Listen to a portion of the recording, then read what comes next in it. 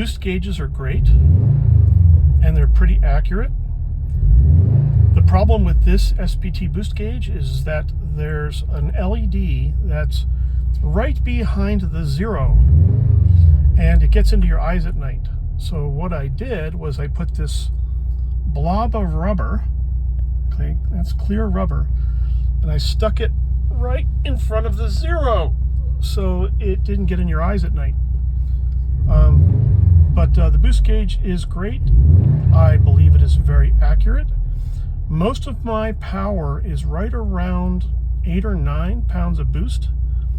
That's when I can really feel it. Yes, there is sustained power well above 10 foot-pounds of boost.